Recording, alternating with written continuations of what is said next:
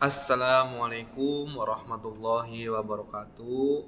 Baik teman-teman, pada kesempatan kali ini kita akan membahas mengenai pajak penghasilan atau PPh pasal 21 strip 26 dilengkapi contoh pelaporan SPT tahunan 1770S atau 1770SS. Oke, langsung saja ke pembahasannya ya. Pertama, pendahuluan. Pajak merupakan sumber penerimaan negara yang sangat penting dalam membiayai pembangunan nasional. Salah satu jenis pajak yang sering ditemui masyarakat adalah pajak penghasilan atau PPh, khususnya PPh pasal 21 dan PPh pasal 26. PPh 21 dikenakan atas penghasilan yang diterima orang pribadi dalam negeri, sedangkan PPh 26 dikenakan atas penghasilan yang diterima wajib pajak luar negeri dari Indonesia. Melalui presentasi ini akan dibahas pengertian dasar hukum, subjek, objek, tarif pajak, contoh penghitungan, serta pelaporan SPT tahunan. Pengertian PPh 21 dan PPh 26. PPh 21 adalah pajak atas penghasilan berupa gaji, upah, honorarium, tunjangan, dan pembayaran lain yang diterima orang pribadi subjek pajak dalam negeri. Sedangkan PPh 26 adalah pajak atas penghasilan yang diterima wajib pajak luar negeri dari Indonesia selain bentuk usaha tetap. Contoh, karyawan perusahaan dikenakan PPh 21, kemudian ada konsultan asing yang bekerja di Indonesia dapat dikenakan PPh 26. Kemudian ada dasar hukum. Pajak penghasilan pasal 21 dan pasal 26 diatur dalam beberapa peraturan perpajakan Indonesia, antara lain yang pertama, Undang-Undang Nomor 7 Tahun 1983 tentang Pajak Penghasilan beserta perubahannya, Undang-Undang Harmonisasi Peraturan Perpajakan atau UU HPP. Kemudian yang ketiga, Peraturan Menteri Keuangan yang mengatur teknis pemotongan PPh 21. Yang keempat, Peraturan Direktorat Jenderal Pajak mengenai tata cara pelaporan pajak. Dasar hukum ini menjadi pedoman bagi wajib pajak maupun pemotong pajak dalam melaksanakan kewajiban perpajakan. Kemudian ada subjek pajak. Yang pertama, subjek PPh 21 orang pribadi dalam negeri yang menerima penghasilan seperti pegawai tetap, pegawai tidak tetap, penerima honorarium, tenaga ahli, dan juga pensiunan. Kalau subjek PPh 26 wajib pajak luar negeri yang menerima penghasilan dari Indonesia seperti konsultan asing, investor luar negeri, tenaga kerja asing non-residen, dan perubahan luar negeri menerima penghasilan dari Indonesia. Kemudian ada objek pajak. Pertama, objek pajak PPh 21, yaitu ada gaji bulanan, upah harian, bonus, tunjangan jabatan, honorarium, THR, dan uang lembur. Sedangkan objek PPh 26 itu ada dividen, bunga, royalti, sewa, imbalan jasa, dan penghasilan lain dari Indonesia untuk pihak luar negeri. Oke, kemudian ada tarif pajak. Tarif PPh 21 atau orang pribadi dalam negeri. Kalau tarif PPh 21 menggunakan tarif progresif, yaitu semakin besar penghasilan maka tarif pajaknya semakin tinggi. Contoh tarif umum, penghasilan sampai 60 juta adalah 5%. Di atas 60 juta sampai dengan 250 juta itu adalah 15%. Di atas 250 juta sampai 500 juta adalah 25%. Di atas 500 juta sampai dengan 5 miliar adalah 30%, di atas 5 miliar adalah 35%. Sedangkan tarif PPh 26, tarif umum sebesar 20% dari jumlah bruto, kecuali diatur berbeda dalam tax treaty atau P3B. Kemudian ada contoh perhitungan PPh 21. Seorang karyawan menerima gaji sebesar 7 juta per bulan, maka penghasilan setahun 7 juta dikali 12 yaitu 84 juta. Misalnya setelah dikurangi PTKP dan biaya jabatan diperoleh PKP sebesar 30 juta. PPh terutang 5% dikali 30 juta adalah 1.500.000 per tahun. PPh per bulan 1.500.000 dibagi 12 sama dengan 125.000. Jadi estimasi PPh 21 yang dipotong tiap bulan sebesar 125.000. Oke, lanjut adalah gambaran PPh 26. Sebuah perusahaan di Indonesia membayar royalti kepada perusahaan luar negeri sebesar 100 juta. Tarif PPh 26 adalah 20%, maka pajak yang dipotong 20% dikali 100 juta sama dengan 20 juta. Sehingga penerima luar negeri menerima setelah dipotong pajak sesuai ketentuan. Kemudian ada pelaporan SPT tahunan. Setelah pajak dipotong oleh pemberi kerja, wajib pajak orang pribadi tetap memiliki kewajiban melaporkan penghasilannya melalui surat pemberitahuan atau SPT tahunan. Jenis formulir yang digunakan, yang pertama ada 1770SS, digunakan oleh pegawai dengan penghasilan dari satu pemberi kerja dan penghasilan relatif sederhana sesuai ketentuan yang berlaku. Kemudian ada 1770S, yaitu digunakan oleh pegawai yang memiliki penghasilan lebih kompleks, lebih dari satu pemberi kerja atau penghasilan lainnya. Pelaporan dilakukan secara online melalui sistem DJP online atau sekarang yang kita sebut dengan Cortex. Kemudian ada langkah pelaporan SPT. Yang pertama, masuk ke akun DJP online atau Cortex. Kalau sekarang biasanya kita langsung ke Cortex ya, bukan DJP online. Kemudian yang kedua, pilih menu laporan SPT tahunan. Yang ketiga, pilih formulir antara 1770SS atau 1770S. Yang keempat, isi dasar penghasilan sesuai bukti potong. Yang kelima, isi harta, utang, dan data pendukung lainnya. Yang keempat, periksa kembali seluruh data. Yang ketujuh, minta kode verifikasi. Yang kedelapan, kirim SPT secara elektronik. Yang kesembilan, simpan bukti penerimaan elektronik atau BPE. Oke, di sini langkah-langkah yang sudah saya screenshot dari web Cortex-nya langsung ya. Ini saya kasih tutorial khususnya seperti saya atau pekerja PT ya.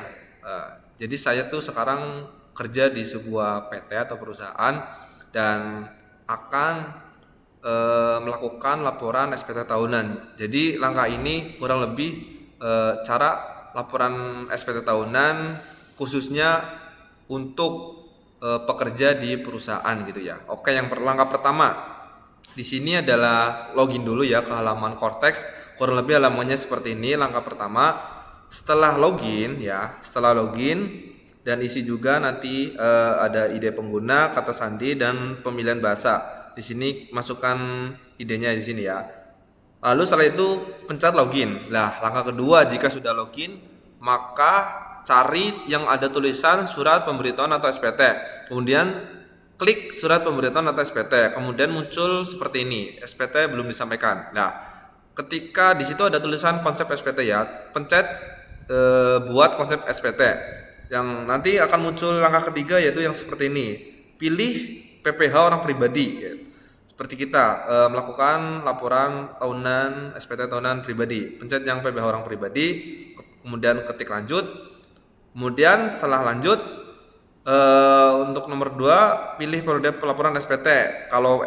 Karena kita akan melakukan SPT tahunan maka pencet yang SPT tahunan yang ini nih yang warna biru.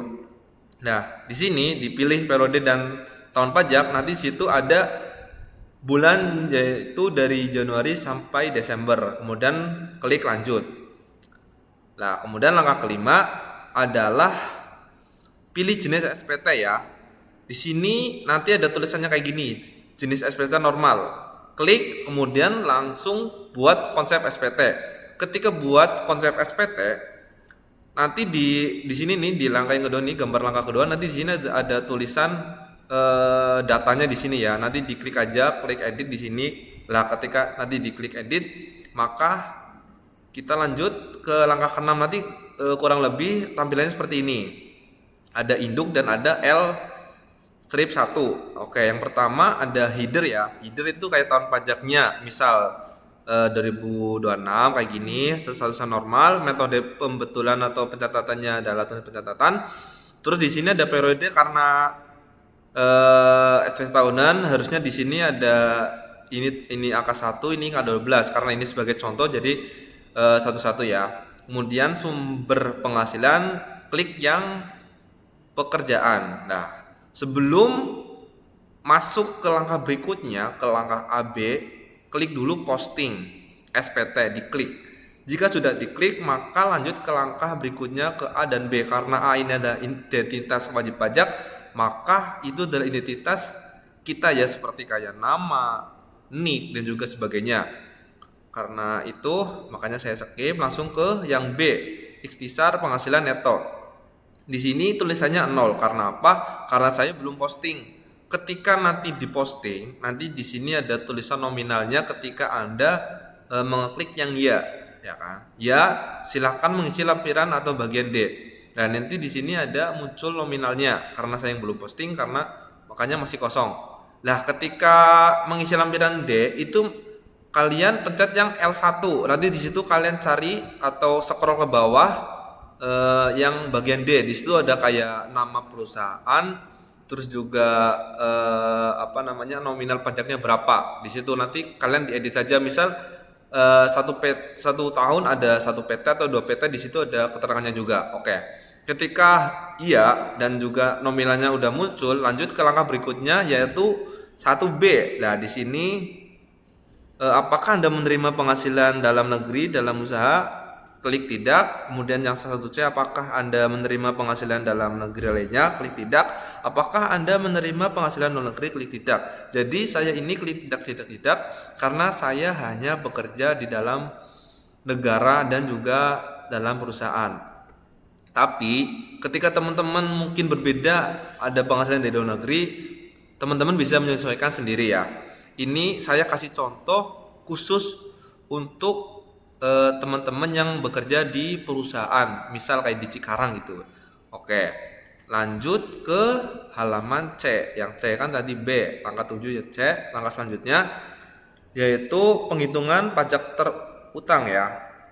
Di sini yang nomor 3 klik tidak. Terus yang nomor 5 penghasilan tidak kena pajak. Di situ nanti kan misalnya di PT nanti ada surat kayak laporan pajak gitu ya, suruh nanti di situ ada laporan, intinya kayak dikasih email. Kalau saya dikasih email di PT-nya oleh PT-nya, nanti situ tertuang kayak data kita, kayak misal nominalnya berapa, terus kayak di sini juga penghasilan tidak pajak identitasnya apa. Karena ini saya TK strip 0, maksudnya tuh kayak saya belum menikah dan tidak ada tanggungan. Ketika teman-teman sudah menikah atau mungkin ada tanggungan, nanti di sini beda ya. Karena saya belum menikah dan tidak punya tanggungan, maka saya klik yang TK strip 0. Di situ ada 54 juta. Ketika teman-teman nanti mungkin sudah menikah dan punya tanggungan, di sini ada lagi. Dan nanti itu disesuaikan sama dengan file yang dikirim oleh perusahaan. Nanti kan di situ ada keterangannya. Oke, lanjut nomor 6 ya, lanjut aja. Terus nomor 8 klik tidak ya. Lanjut ke yang D, kredit pajak. Nah, di 10A ini teman-teman harus pencet yang A ya. Kalau E nanti ada keterangannya, nggak bisa, harus A. Di sini juga nanti ada nominalnya juga. Kemudian lanjut klik tidak. Nah, kemudian lanjut lagi ke langkah 8 yang E. Di sini lanjut di skip aja ya karena di sini sudah otomatis dari sistemnya.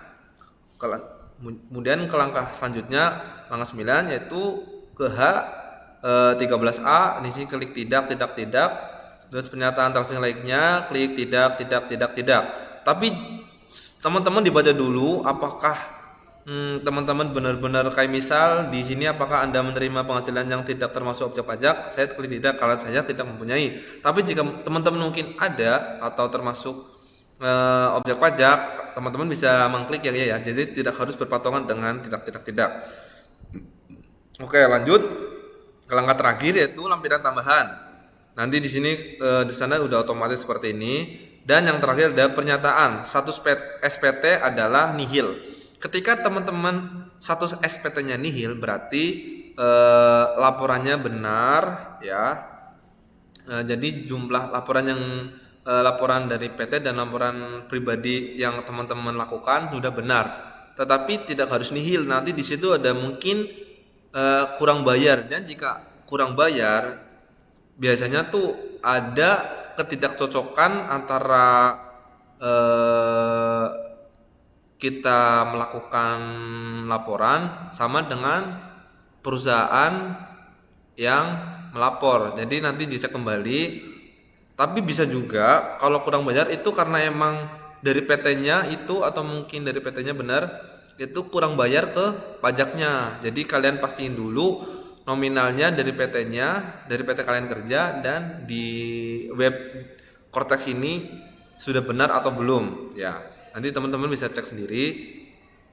Kalau misalnya udah nihil ini berarti sudah benar. Jadi cocok antara data dari Cortex dan laporan dari peta itu sudah cocok, makanya tulisannya nihil. Kemudian yang terakhir ada bagian dengan menyadari sepenuhnya, nanti ini di checklist saja. Nah, di bawah ini nanti ada tulisan bayar dan kirim bukti, intinya kolom seperti itu. Nanti dipencet saja. Jika sudah, nanti ada pernyataan bahwa teman-teman sudah melakukan laporan SPT tahunan. Kemudian kesimpulan, PPh 21 dikenakan atas penghasilan orang pribadi dalam negeri seperti gaji, honorarium, dan tunjangan. Kalau PPh 26 dikenakan atas penghasilan wajib pajak luar negeri yang bersumber dari Indonesia.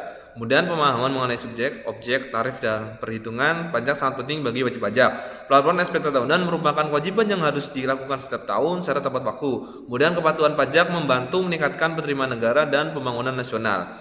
Jadi mungkin sekian sesi kita pada kali ini, semoga bermanfaat. Silakan like, share, dan komen jika membantu.